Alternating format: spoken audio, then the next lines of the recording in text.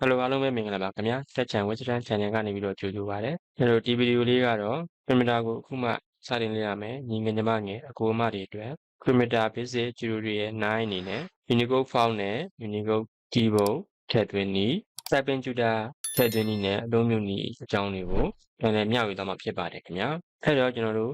Unicode Font နဲ့ Keyboard တွေကို Parameter တွေကိုကျွန်တော်မထည့်သွင်းခင်မှာ Windows မှာ Default ပါဝင်တဲ့ Unicode Keyboard နဲ့ဖောင်လေးအကြောင်းကိုပြောပြချင်ပါတယ်။ Windows 10မှာလည်း Unicode ဖောင်နဲ့ Keyboard ပါသလို Windows 11မှာလည်း Unicode ဖောင်နဲ့ Keyboard Default ပါဝင်လာပါတယ်။သူ့ကိုကျွန်တော်တို့ဘယ်မှာသွားကြည့်ရမလဲဆိုတော့ Taskbar ရဲ့ညာဘက်ကျောင်းမှာ Language Item လေးရှိပါတယ်။သူ့ကိုကျွန်တော်တစ်ချက်နှိပ်မယ်။နှိပ်လိုက်မယ်ဆိုရင် Keyboard အနေနဲ့ကျွန်တော်တို့အင်္ဂလိပ်ရှိမယ်။ကျွန်တော်ကမြန်မာပါမီဆိုတဲ့ Keyboard ရှိပါတယ်။အဲ့တော့ကျွန်တော်တို့ More Keyboard Setting ကိုတစ်ချက် click နှိပ်မယ်။ဒါဆိုရင် Setting တွေကထိုင်းငံ language ကိုရောက်သွားမယ်။အဲ့ဒီမှာကျွန်တော်တို့ United States ဆိုပြီးတော့ keyboard ထည့်ရတာရှိတယ်။အဲ့ language ကိုတစ်ချက်နှိပ်မယ်။ Search box မှာ click တစ်ချက်နှိပ်ပြီးတော့ BUR MESC လို့ရလိုက်မယ်။ဒါဆိုရင် Burmese ဆိုတဲ့ keyboard ပေါ်လာမယ်။သူ့ကို Next နှိပ်မယ်ပြီးရင် Install နှိပ်မယ်။ဒါဆိုရင် Burmese keyboard တစ်ခုထပ်ပေါ်လာမယ်။အဲဒီဘက်က1430ပုံစံနဲ့ More ကိုကျွန်တော်တစ်ချက်နှိပ်မယ်။နှိပ်ပြီးသွားရင်ဒီမှာ language option ဆိုတာရှိတယ်။ language option ကိုတစ်ချက်နှိပ်မယ်။ဆက်မှာဆိုရင်ကျွန်တော်တို့မြန်မာ virtual order ဆိုပြီးတော့ keyboard တစ်ခုဝင်နေမယ်။ဒီ keyboard ရဲ့ပုံစံက Language ရိုက်တဲ့ပုံစံမျိုးဖြစ်တယ်။နောက်က add language ကိုကျွန်တော်တစ်ချက်နှိပ်မယ်ဆိုရင် phonetic order ဆိုရဲအသံထွက်နဲ့ရိုက်တဲ့လောက်ကွက်ပုံစံ keyboard တစ်ခုထပ်သွင်းလို့ရတယ်။အဲဒီကိုတစ်ချက်နှိပ်လိုက်မယ်။ဒါဆိုရင် keyboard နှစ်ခုဝင်သွားပြီ။အဲတော့ကျွန်တော်တို့ဒီ taskbar အောက်ခြေက language pattern လေးကိုချက်ပြနှိပ်ကြည့်မယ်။ဒါဆိုရင် visual order နဲ့ phonetic order ဆိုပြီးတော့လက်နှိပ်ဆက်လက်ကွက်နဲ့အသံထွက်လက်ကွက်ဆိုပြီးနှစ်ခုပေါ်လာမှာဖြစ်တယ်။အဲ့တော့အဲ့လိုပေါ်လာပြီဆိုရင်ကျွန်တော်တို့ကစာရိုက်လို့ရပြီ။စာရိုက်လို့ရပြီဆိုတော့ Windows မှာဖောင်းထည့်ကြမလို့လားဆိုတော့ Windows မှာ Default Unicode ဖောင်းပါပါတယ်။အဲ့တော့ကျွန်တော်တို့စမ်းကြည့်မယ်။ Desktop မှာ right click နှိပ်မယ်ပြီးသွားရင် New ကနေပြီးတော့ Microsoft Word ကိုနှိပ်မယ်။ဒါဆိုရင် Word file တစ်ခုရလာပြီ။ Word file ကိုကျွန်တော်ဖွင့်လိုက်မယ်။ဖွင့်လိုက်ပြီးတော့ဒီမှာကျွန်တော်တို့ကမြန်မာတက်လို့ရလိုက်မယ်။ဒါဆိုရင်မြန်မာတက်ဆိုတဲ့ font ပေါ်လာမယ်။ဒါဆိုရင် font မှာမြန်မာတက်ဆိုပြီးတော့ပေါ်နေမယ်။အဲ့တော့ keyboard ကနေကျွန်တော်တို့က visual order ဖြစ်ဖြစ် phonetic order ဖြစ်ဖြစ်ဒီနှစ်ခုတည်းကတစ်ခုကိုချိန်လိုက်မယ်။ပြီးသွားရင်စာရိုက်ကြည့်မယ်။ဒါဆိုရင်စလုံး font ကအမှန်မပေါ်တာကိုတွေ့ရမယ်။ဆက်ရိုက်ကြည့်မယ်။ဒါဆိုရင်လည်းဒီပုံစံပေါ်တာကိုတွေ့ရမယ်။နောက်တော့ကကျွန်တော်တို့ virtual order နဲ့ဆက်ရိုက်ကြည့်မယ်။ဒါဆိုရင်အမှန်ပေါ်တာကိုတွေ့ရမယ်။အဲ့တော့ကျွန်တော်တို့ percent တွေကိုရိုက်ကြည့်မယ်။သမ္မာတာလို့ရိုက်ဆိုရင်ရိုက်လို့ရတယ်။နောက်ကဥက္ကဋ္ဌလို့ရိုက်ကြည့်မယ်။ရတယ်။ဒီမြန်မာဗာမီ virtual order ဆိုတဲ့ keyboard နဲ့ရိုက်မယ်ဆိုရင်ပို့ပြီးတော့အဆင်ပြေမယ်။ဒါကကျွန်တော်တို့ Windows မှာ default ပါတယ်။ဖောက်နဲ့ keyboard ဖြစ်ပါတယ်။ဒီ keyboard နဲ့လည်းကျွန်တော်တို့ရိုက်လို့ရပါတယ်။ကျွန်တော်အခုပြောမှာကအဲ့ဒီ keyman တွေဖောက်တွေကိုကိုယ့်ရဲ့ computer ထဲကိုဘယ်လိုထည့်သွင်းမလဲဒီအကြောင်းအရာလေးကိုပြောပြမှာဖြစ်တယ်။ keyman ဆိုရင်လည်း keymagic တို့ keyman desktop တို့ keyman မျိုးစားတွေလည်းရှိသေးတယ်။အဲဒီထဲမှာကျွန်တော်က keyman desktop ဆိုတဲ့ keyboard နဲ့ရှင်းပြသွားမှာဖြစ်တယ်။အဲ့တော့ကျွန်တော်တို့အရင်ဆုံး Chrome ကိုဖွင့်လိုက်မယ်။ပြီးသွားရင် Google Search Box မှာမြန်မာ Unicode Font and Keyboard User Manual Free Download ရိုက်လိုက်မယ်။အဲဆိုရင်ကျွန်တော်တို့ဒီမှာပြည်ထောင်စု Font နဲ့ Keyboard တွေကိုmyanmar.gov.mm ဆိုတဲ့ website ကနေတွားလို့ရတယ်။နောက်တစ်ခါကျွန်တော်တို့ mmunicode.org ဆိုတဲ့ဒီ site ကနေတွားယူလို့ရတယ်။ယူလို့ရတဲ့ site တွေကြာလာလိမ့်မယ်။အဲ့တော့ကျွန်တော်ကဒီ myanmar.gov.mm ဆိုတဲ့ site ကိုတစ်ချက်နှိပ်မယ်။နှိပ်ပြီးသွားရင်ဖောက်နေ keyboard တွေယူဖို့အတွက်ဒီမှာပေါ်လာပြီ။ဒီမှာ all-in-one zip file ဆိုတဲ့ဟာလေးရှိတယ်။စိုက်ကောင်လေးကိုတစ်ချက်နှိပ်ပြီးတော့တောင်းရမယ်။အဲ့တော့ကျွန်တော်ကဒီမှာတောင်းပြီးသားရှိတယ်။ကြာမှဆိုလို့ကျွန်တော်မတောင်းပြတော့ဘူး။အဲ့ဒီကနေတောင်းပြီးတော့တော့ဖြစ်တယ်။အဲ့တော့ download ထဲကိုဝင်လိုက်မယ်။ download ထဲက compress ဆိုတဲ့ file ထဲမှာဒီမှာ all-in-one ဒီအောင်စု file zip file ဆိုပြီးတော့ရှိတယ်။ဒီရင်တော့အဲ့ကောင်လေးကို extract ဖြီးလိုက်မယ် zip file ကိုပြန်ဖြီးချလိုက်မယ် compress ဆိုတဲ့ folder ထဲမှာပဲဖြီးချလိုက်မယ် extract လုပ်လိုက်မယ်ဒါဆိုရင် zip file ဖြီးသွားမယ် အဲ့တော့ကျွန်တော်ဒီကောင်းလေးကိုဖွင့်လိုက်မယ်ဖွင့်ပြီးတော့ရင်ဆက်ဘာတွေပါဝင်လာလဲဆိုတော့ကျွန်တော်တို့ပြည်ထောင်စုဖောင် user menu ရဲ့အသုံးပြုနည်း PDF ဖိုင်ပါမယ်အဲ့တော့ကပြည်ထောင်စုဖောင်ပါရှင်းတွေပါမယ် email တွေပါမယ်ပြီး key magic ပါမယ်ဒီထဲမှာအဆုံးပါတယ်ဒီ manual လေးကိုတစ်ချက်ဖွင့်ကြည့်မယ်ဖွင့်ကြည့်မယ်ဆိုရင်သူကဒီမှာ Windows 7ဆိုရင်တော့ Microsoft Office version အားလုံးမှာပြည်ထောင်စုဖောင် version က 1.8 ကိုသုံးရမယ်အဲ့တော့ Windows 8နဲ့ Windows 10မှာ Microsoft Office version က2010နဲ့အောက်ဆိုရင်1.8ကိုပဲသုံးရမယ်အဲ့တော့ Windows 8သို့မဟုတ်10မှာ Microsoft Office version က2013နဲ့အထက်ဆိုရင်ပြည်ထောင်စုဖောင် version 2.5ကိုသုံးရမယ်ကိုယ့်ရဲ့ Windows ရဲ့ Microsoft Office version ကိုကြည့်ပြီးတော့ ဖောင် version ကိုရွေးချယ်ပြီးတော့ install လုပ်ရမှာဖြစ်တယ်အဲ့တော့ဒီမှာဖောင်နဲ့ keyboard installer ထည့်သွင်းခြင်းမှာသူကတစ်ဆင့်ချင်းပြထားတာရှိတယ်အဲဒီကနေပြီးတော့သူ့ကိုကြည့်ပြီးတော့ကိုယ့်ဘက်ကို install လုပ်လို့ရတယ်နောက်တော့က key magic ထည့်သွင်းနည်းကိုလည်းဒီမှာပြထားတယ်ဖောင်တွေထည့်သွင်းနည်းကိုလည်းဒီမှာပြထားတယ်နောက်ွက်စရာမှာဘယ်နေရာမှာဘယ်စလုံးရှိတယ်ဆိုတာကိုလည်းသူကပြောပြထားတယ်မြန်မာစလုံးအင်္ဂလိပ်ကီးခလုတ်တွေကိုကသူကရှင်းတွဲပြီးတော့ဖော်ပြပေးထားတယ်အဲမှာသွားပြီးတော့ရေးလာလို့ရတယ် all-in-one zip file ကို download ရတယ်အဲထဲမှာအကုန်ပါပြီးသားဖြစ်တယ်ကျွန်တော်ရဲ့ဆက်က Windows 11ကိုမှ Microsoft Office version က2019ဖြစ်တယ်အဲအတွက်ကျွန်တော်က13နဲ့အထက်ဖြစ်တဲ့အတွက်ကျောင်းစုဖောင် version 2.5ကို install လုပ်အောင်မှာဖြစ်တယ်အဲတော့ကျွန်တော်ကကျောင်းစုဖောင် 2.5 version မှာ regular ရဲ့ bold ရဲ့ကျောင်းစု number ရဲ့ဒီသုံးခုကို install လုပ်အောင်ဖြစ်တယ်ဆက်လက်မှတ်လိုက်မယ်ပြီးတော့ရင် right click ထောက်ပြီးတော့ install ဝင်နေမယ်ဒါဆိုရင်သူက install လုပ်ပြီးတော့ဖြစ်တယ် keyman ကကျွန်တော်တို့ key magic သုံးလဲရတယ် keyman desktop သုံးလဲရတယ်ကျွန်တော်ကတော့ keyman desktop ကိုသုံးတယ် 2.1 version ကိုကျွန်တော်သုံးမယ်သူ့ကို double click နဲ့ပြီးတော့ install လုပ်မယ်ဒီ install option မှာ Windows တက်တာနဲ့ကိုယ့်ရဲ့ keyman desktop ကတက်မှာလားတက်အောင်လုပ်မယ်ဆိုရင်ဒီမှာအမှန်ကြီးလေးထည့်ထားရမယ် installation ပြီးသွားတာနဲ့ဒီ keyman desktop တက်စီခြင်းရင်ဒီမှာအမှန်ကြီးလေးကိုထည့်ထားရမယ် install လုပ်ဖို့အတွက် update ကိုစေအောင်မလားစေမယ်ဆိုရင်ဒီမှာအမှန်ကြီးလေးကိုလာထည့်ထားရမယ်ပြီးရင် okay နှိပ်မယ်ပြီးရင်ကျွန်တော်က keyman desktop 11ဆိုတဲ့ site သူကဒီမှာ file version 16ရှိတယ်ဟို install လုပ်မှလားလို့သူကမေးတယ်yes ကိုနှိပ်မယ်ကျွန်တော်ကတော့အဲဆိုရင်သူက update version ကို download ဆွဲပြီးတော့ install စလုပ်နေပြီဖြစ်တယ်အဲ့ဒါကိုခဏစောင့်ပေးမယ်ဒါဆိုရင်ပြီးသွားပြီပြီးသွားရင်သူ keyman desktop တက်လာနိုင်မယ် keyman desktop တက်လာပြီဆိုရင်ကျွန်တော်တို့က configuration ကိုတစ်ချက်ကြည့်မယ် configuration မှာကျွန်တော်တို့ဒီ option ကိုတစ်ချက်ဝင်မယ် option မှာပါကြည့်ဖို့လိုတယ်ဆိုတော့ဒီမှာ Windows တက်ခြင်း keyman လည်းတက်မယ်ဆိုတဲ့ command ရှိတယ်အဲကောင်လေးကိုဘယ်လိုအမှန်ချင်းမရှိဘူးဆိုရင်အမှန်ချင်းထည့်ပြီးဒါဆိုရင်Windows တက်တာနဲ့ဒီ keyman မှာလိုက်ပြီးတော့တက်လိမ့်မယ်နောက်တော့ကကျွန်တော်တို့ fork key ကိုတစ်ချက်ကြည့်မယ် fork key မှာဆိုရင်ဒါကွန်ပျူတာကပါတဲ့ keyboard တွေထည့်တာကဗာမေးပြည်အောင်စုအမှန်ဆိုရောထည့်ထားတယ် fork key ဆိုတာကကျွန်တော်တို့ shortcut key ပေးတာဖြစ်တယ်မြန်မာစာနဲ့အင်္ဂလိပ်စာကိုချိန်တဲ့အခါမှာ shortcut key နဲ့သွားပြီးတော့ချိန်လို့ရတယ်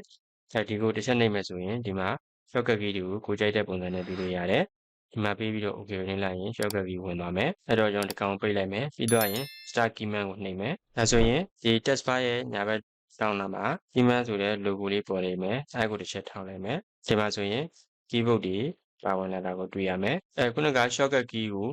configuration ကနေတစ်ချက်နှိပ်ပြီးတော့သွားပေးလို့လည်းရတယ်အဲ့တော့ဒီကိုရောက်သွားမယ်ဒီမှာသွားပေးလို့ရတယ်ဒီဘက်က language pattern ကိုချက်ကြည့်မယ်ဆိုရင်ဒီမှာပြည်ထောင်စုအမှန်ဆိုတဲ့ keyboard လေးပါဝင်လာတာကိုတွေ့ရမယ်။ဖောင်လည်းတွင်းပြီးသွားပြီ။ keyboard လည်းတွင်းပြီးသွားပြီဆိုရင်ကျွန်တော်တို့စာတစ်ချက်ရိုက်ကြည့်မယ်။အဲ့တော့ word ကိုသွားမယ်။ဒါကိုကျွန်တော်ဖြတ်လိုက်မယ်နော်။ပြီးသွားရင်ကျွန်တော်တို့ကဒီမှာပြည်ထောင်စုဖောင်ဒီ data မှာပေါ်နေလိမ့်မယ်။ဒါလို့မပေါ်ဘူးဆိုရင်လည်းဒါပြည်ထောင်စုလို့ရိုက်ချလိုက်မယ်။ကျွန်တော် enter ခေါက်လိုက်ရင်ဒါပြည်ထောင်စုဖောင်ဖြစ်သွားပြီ။ဖြစ်သွားပြီဆိုရင်ကျွန်တော်တို့ကဖောင်မှာပြည်ထောင်စုချိန်ပြီးသွားပြီဆိုရင်ပြည်ထောင်စုလက်ကွက် Unicode လက်ကွက်ကိုလည်းချိန်ဖို့လိုတယ်။ language pattern လေးကနေပြီးတော့ဗာမီဆိုတဲ့ဟာကိုသွားရွေးရင်လည်းရိုက်လို့ရတယ်အဲ့တော့ကျွန်တော်တို့ဒီမှာရိုက်ကြည့်မယ်ရိုက်လို့ရတယ်နောက်က percent တွေရိုက်ကြည့်မယ်နံပါတ်ရိုက်လို့ရတယ်ဥက္ကဋ္ဌရတယ်အဲ့တော့ကနာမည်ဥမာသင်စာရိုက်မယ်ဆိုရင်ဒါဆိုရင်ရိုက်လို့ရတယ်အဲ့တော့ကျွန်တော်တို့ percent တွေလည်းရိုက်လို့အဆင်ပြေတယ်ဒါဆိုရင်ပြည်အောင်စုဖောင်းနဲ့ keyboard သွင်းတာပြီးတော့ပါပြီဒီရက်တစ်ခုအနေနဲ့ typing tutor installation and using အဲ့တော့မြန်မာနဲ့ Unicode နှစ်ခုစလုံးရဲ့လက်ကွက်ကျင့်ဖို့အတွက် typing tutor တွေကိုဘယ်လို download ဆွဲရမယ်ဘယ်လို install လုပ်ရမယ်ပြီးရင်ဘယ်လိုသုံးရမယ်ဆိုတာကိုကျွန်တော်ပြောပြပေးမယ်ခုနလိုပဲကျွန်တော်တို့ Chrome ကိုသွားမယ်အရင်ဆုံးရှာမှာက Mavis Beacon Free download software ဆိုတာရှိတယ်ဒါကကျွန်တော်ရှာထားလို့ history ပေါ်နေတာတကယ်လို့မရှိဘူးဆိုရင်ဒီစာအတိုင်းပဲ MyBase Bacon Free Download Software ကိုရိုက်မယ်ပြီးတော့ enter ခေါက်လိုက်အဲ့ဒါဆိုရင် software တင်ထားတဲ့ site တွေကြာလာနိုင်မယ်အဲ့တော့ဒီကောင်တစ်ချက်နှိပ်လိုက်မယ်နှိပ်ပြီးလိုက်ဆိုရင်ဒီမှာသူက free download ဆိုပြီးတော့ပေါ်လာတယ်အဲ့နှိပ်လိုက်မယ်ဆိုရင်ဒီ free download PC ကိုရတယ်ဒီကိုသွား download မယ်ဆိုရင် download ရပါပြီကျွန်တော်ကကြာမှာဆိုလို့မ download ဘူးယူ download တဲ့ဟာနဲ့ပြပေးမယ်ဒါနဲ့အတူတူပဲဒီကနေပဲကျွန်တော် download တာနောက်တစ်ခုကဘာလဲဆိုတော့ RAPID Rapid Typing for PC ဆိုပြီးတော့သွားမယ်အဲ့ကနေမှဒီမှာငွေရင်း site ရှိတယ်အဲ့ကောင်တစ်ချက်နှိပ်လိုက်မယ်အဲ့ဒါဆိုရင်သူကဒီမှာ setup for window မှာဆိုရင်ကိုယ့်ရဲ့ window က32 bit လား64 bit လား64 bit ဆိုရင်ဒီကောင်ကို down မယ်32 bit ဆိုရင်ဒီကောင်ကို down မယ်အဲ့ဒါနေတော့ down လို့ရတယ်ကျွန်တော်လည်းအဲ့ဒီက down လာတာ Unicode အတွက်ကိုလုပ်ခဲ့တဲ့ search box မှာ Visual Unicode Typing for PC ဆိုတာကိုရိုက်မယ်ပြီးသွားရင်အဲ့ဒါခေါက်လိုက်မယ်ဆိုရင်သူတင်ထားတဲ့ site တွေကြာလာမှာဖြစ်တယ်အဲ့ကျွန်တော်ကဒီ ikayan.com ဆိုတဲ့ site ကနေပြီးတော့ download ဖို့အဆင်ပြေတယ်အဲ့တော့ဒီကောင်ကိုကျွန်တော်တစ်ချက်နှိပ်လိုက်မယ်ဆက်မှဆိုရင်ဒီ site ကိုရောက်သွားမယ်ဒီကိုရောက်လာပြီဆိုရင်သူ့ရဲ့ Visual Typing Tutor ကို download ဆိုတဲ့နေရာမှာဒီကနေတော့ download ကြလာမှာဖြစ်တယ်ဒီမှာ3ခုရှိသွားပြီเนาะအဲ့တော့ဒီ MyBase ကတော့အင်္ဂလိပ် typing tutor ဖြစ်တယ် Rapid typing ကလည်းအင်္ဂလိပ် typing tutor ဖြစ်တယ် Visual ကတော့ Unicode ဖြစ်တယ်အဲ့တော့ကျွန်တော်ကအရင်ဆုံးဒီ Rapid typing ကိုအရင် install လုပ်ပြမယ်အဲ့တော့ဒီမှာ Rapid typing application ကိုကျွန်တော်က double click နှိပ်ပြီးတော့ run လိုက်မယ်ပြီးရင် next ပြီးရင်ဒီမှာ license သတ်မှတ်ချက်ကညာ agree နှိပ်မယ်ပြီးရင် create desktop icon ကဒီ desktop ပေါ်မှာshortcut key အနေနဲ့ icon ထားမှလားမထားဘူးလားကိုဒီမှာအမှန်ကြီးလေးဖြုတ်တက်လုပ်ပြီးတော့ထားလို့ရတယ်အဲ့တော့ပြီးရပြီဆိုရင်ကျွန်တော် install လုပ်မယ်အဲ့တော့ finish ကိုနှိပ်လိုက်မယ်ကျွန်တော်ပြန်ဖွင့်ပြမယ်အဲ့ဒီလိုပွင့်လာပြီဆိုရင် test မှာ beginner ကိုရွေးလိုက်မယ်အဲ့ beginner ရွေးပြီးတော့ဆိုရင်ဒီမှာသူ့ပြရတဲ့စလုံးလေးရှိတယ်အဲ့စလုံးလေးတိုင်းကိုကလိုက်ရမှာဖြစ်တယ်လက်ချောင်းနှိပ်ရမယ့်လက်ချောင်းလေးတူသူကအရောင် color လေးနဲ့ပြပေးထားတယ် beginner မှာဆိုရင်သူက basic ရဲ့ shape key ရဲ့ digit key ရဲ့ numeric ပတ်ရဲ့အဲ့ဒီ lesson တွေကိုတွားပြီးတော့လေ့ကျင့်လို့ရတယ်ခြားက rapid timing ဖြစ်တယ်နောက်တစ်ခုက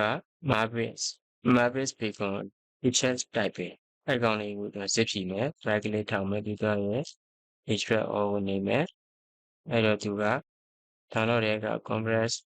ဆိုတဲ့ folder ထဲမှာပဲဒီနေရာမှာပဲzip ဖြီချလို့ရတယ်တန်းတဲ့ဒီ browse ကနေပြီးတော့ကိုကြိုက်တဲ့နေရာမှာတော့ဖြီချလို့ရတယ်အဲ့တော့ extract ကိုနေမယ်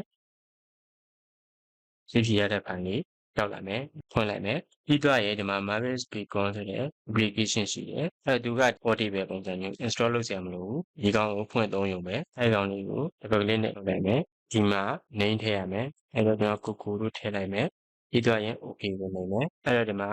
typing game ရှိမယ် private area ရှိမယ် take lesson ရှိမယ် take lesson တစ်ချက်သွားမယ်ကိုကဥမာစမှာဆိုရင် private lesson ကနေတွားလို့ရတယ်အဲ့တော့သူကလည်းဒီမှာ keyboard ကိုတင်ရမယ်လက်ချောင်းလေးတွေအနေထားလေးနဲ့သူကပြပေးထားတယ်ပြီးပြီဆိုရင်သူကဒီမှာသူပြောတာရှိတယ်အဲ့ဒါလေးလိုက်ဖတ်ပြီးတော့ပြီးပြီဆိုရင် start ကိုနေမယ်အဲ့တော့ဒီမှာပေါ်မှာစာကြောင်းလေးတွေပေးထားတယ်အဲ့ဒီစာကြောင်းလေးတွေအတိုင်းကိုကလိုက်ရမှာဖြစ်တယ်ဥပမာ SAT ပြီးသွားပြီဆိုရင်ဒီခြားတဲ့နေရာမှာ space ပုံမယ်ပြီးရင်ဒီအခြားလေးတွေမှာ space လေးတွေပုံမယ်ဒီပုံစံနဲ့သွားတာဖြစ်တယ်အဲ့တော့ကျွန်တော်ဥပမာပြမယ်အဲ့တော့ SAT ပြီးသွားရင် space အဲ့မှာဆိုရင်ကိုနှိပ်ရမယ့် key လေးတွေကိုသူကဒီမှာပြပေးထားတယ်ဥပမာဒီမှာ F နှိပ်ရမယ်ဆိုရင်ဘယ်လက်ညှိုးလေးကိုနှိပ်မယ်ပြီးရောက်သွားပြီဆိုရင်အလန်းနေရာ key လေးကလင်းလာမယ်အဲ့ဒါလေးကိုနှိပ်မယ်ပြီးသွားရင်လက်ကလေးဒီကိုနှိပ်မယ်ညာဘက်က semicolon ဆိုရင် semicolon ကိုနှိပ်မယ်ပြီးသွားရင်စပိတ်ချမယ်စပိတ်ပါကြတော့လက်မနဲ့ချရမယ်အဲ့တော့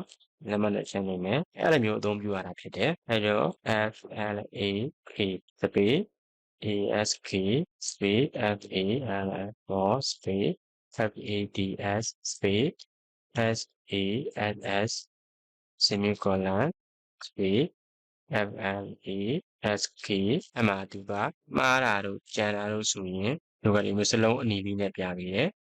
အဲ့တော့ကိုကမှားသွားလားကြံသွားလားဆိုတာကိုတွက်ကြည့်လို့ရတယ်speed test ပဲသွားစစ်လို့ရတယ်ဒီမှာ custom lesson ယူလို့ရတယ်ကိုလေ့ကျင့်ခဲ့တဲ့ history ကိုပြန်ကြည့်လို့ရတယ်အဲ့တော့ home ပြန်သွားမယ် ပြီးသွားရင်မှာ private area ရှိတယ်ပြီးသွားရင် type game မှာဆိုရင်ကိုကြည့်ရတဲ့ game ကိုသွားပြီးတော့ဆော့လို့ရတယ်အင်္ဂလိပ်စာလက်ကွက်ချင်းဖို့အတွက် rapid typing ရဲ့Map-based Beacon ဆိုတဲ့ software ဒီနှစ်ခုကိုအသုံးပြုထားတာဖြစ်တယ်rapid typing ကသူက install လုပ်စရာလိုတယ် Map-based Beacon ကတော့ hotable ဖြစ်တယ် install လုပ်စရာမလိုဘူးသူ့ကိုတန်းဖွင့်ပြီးတော့သုံးရုံပဲအဲ့တော့မြန်မာကိုလည်းတစ်ချက်ကြည့်မြန်မာကိုကျွန်တော်စောတော့က Visual Typing Tutor ကို down လာတယ် Visual Typing Tutor software ကို double click နှိပ်ပြီးတော့ run မယ်နှိပ်သွားမယ် next install နှိပ်မယ်ဒါဆိုရင်ပြီးသွားပြီเนาะသူ site ကိုသွားကြည့်အောင်လားမကြည့်တော့ရင်အမှန်ချက်ဖြုတ်ထားလိုက် finish ဒါဆိုရင်သူ desktop ပေါ်မှာပေါ်လာမှာဖြစ်တယ်အဲ့တော့သူအဲ့ shortcut ကိုကျွန်တော်တို့ double click တိတ်ဖွင့်မယ်ဒါဆိုရင်သူကဒီပုံစံပေါ်လာမှာဖြစ်တယ်ဒီလိုပေါ်လာပြီဆိုရင်သူအပေါ်မှာစာလေးတွေပေးထားတယ်အဲ့စာလေးတွေတိုင်းကိုကလိုက်ရမှာဖြစ်တယ်အဲ့တော့ lesson ကဒီမှာ lesson 1စစအောင် lesson 1ရှိမယ်ပြီးရင် lesson 2 3 4ဒီအများလေးတွေနဲ့တွားပြီးတော့ချိန်လို့ရတယ်အဲ့တော့ဒီမှာသူရိုက်ရမယ့်စလုံးလေးတွေကို key မှာ highlight လေးတွေနဲ့ပြထားတယ်အဲ့တော့မရိုက်မယ်ဆိုရင်ဒီအားနေရာမှာမရှိတယ်အဲ့ဆိုရင်မကိုရိုက်မယ်နောက်ထပ်မတစ်လုံးထပ်ရိုက်မယ်ပြီးသွားရင်မနဲ့ဝါနဲ့ဓာတ်ထဲမှာခြားနေတယ်အဲ့တော့ speed ခြားရမယ် speed ခြားမယ်ဆိုတော့ဒီမှာ speed bar လေးက highlight ပြလာမယ်အဲ့တော့ speed ခြားမယ်ပြီးသွားရင်ဝါလုံးကြတော့ကျွန်တော် shift key နဲ့ W နဲ့ကိုတွဲနှိပ်ရမယ်တွဲနှိပ်ရမယ့်စလုံးလေးဆိုရင်နှစ်ခုစလုံးကိုအဲ့လိုမျိုးတစ်ပြိုင်တည်းပြထားပြီးတယ်အဲ့တော့ကျွန်တော်က shift key နဲ့ W နဲ့ကိုနှိပ်မယ်ပြီးရင် shift နှိပ်မယ်ပြီးသွားဆိုရင်ဒီမှာ speed bar ချဖို့လိုတယ် speed bar ကိုတစ်ချက်နှိပ်မယ်ပြီးသွားရင် X နေရာမှာထားစင်လူနှလုံး then space ပြီးသွားရင်ကာကြီး space အက space ဖာဇာထားစင်လူမာ space ပြီးသွားရင်ကပါမရိုက်မယ်ဆိုရင်အရှိကိုဆက်ပြီးတော့မသွားတော့ဘူးရိုက်လို့လည်းမရတော့ဘူးဒီမှာလာရိုက်ရင်ဒါဆိုရင်ပြန်သွားလို့ရတယ်မရိုက်မယ်ဒါဆိုရင်ရိုက်လို့မရအောင်เนาะဆိုတော့အရှိကိုဆက်မသွားတော့ဘူးဒါကတော့ Unicode လက်ကွက်လေ့ကျင့်ဖို့အတွက် Visual Typing Tutor ဖြစ်ပါတယ်အဲ့တော့ကျွန်တော်အနေနဲ့အရင်ဆုံးလေ့ကျင့်စေချင်တာကတော့အင်္ဂလိပ် Typing Tutor ကိုလေ့ကျင့်စေချင်တယ်အင်္ဂလိပ်လက်ကွက်ကိုအရင်လေ့ကျင့်ကျွမ်းကျင်ဖြစ်ပြီဆိုတော့မှကျွန်တော်တို့ဒီမြန်မာစာလက်ကွက်ကိုလေ့ကျင့်အင်္ဂလိပ်စာလက်ကွက်မှာကျွန်တော်တို့ဘယ်စလုံးကဘယ်နေရာမှာရှိတဲ့ဆိုတာကိုအလွတ်ရပြီကျွမ်းကျင်သွားပြီးသိသွားပြီဆိုရင်မြန်မာစာကိုရိုက်ဖို့ဆိုတာမခဲရင်တော့မြန်မာစာလက်ကွက်လည်းမကျွမ်းအင်္ဂလိပ်စာလက်ကွက်လည်းမကျွမ်းဆိုရင်နှစ်ခုစလုံးကရောပြီးတော့တိုင်ပတ်သွားလိမ့်မယ်အင်္ဂလိပ်စာလက်ကွက်ကိုအရင်ကျွမ်းကျင်အောင်ကျင့်ပြီးတော့မှမြန်မာစာလက်ကွက်ကိုကျင့်အဲ့ဒါဆိုရင်ပိုလွယ်တယ်ပိုမြန်တယ်ပိုပြီးတော့အတက်မြန်မယ်အဲ့လိုမျိုးလေ့ကျင့်စေချင်တယ်ဟုတ်ကဲ့ကျွန်တော်ဒီနေ့ပြသွားတဲ့အကြောင်းအရာလေးကဒီလောက်ပါပဲအဲ့တော့ကွန်ပျူတာနည်းပညာကိုအခုမှစတင်လေ့လာနေတဲ့ညီငယ်ညီမငယ်အကိုအမတွေအတွက်ဒီဗီဒီယိုလေးကတချို့တွေ့တဲ့နေရာရှိမယ်လို့ညွှန်နေပါတယ်အားလုံးကိုကျေးဇူးတင်ပါတယ်ခင်ဗျာ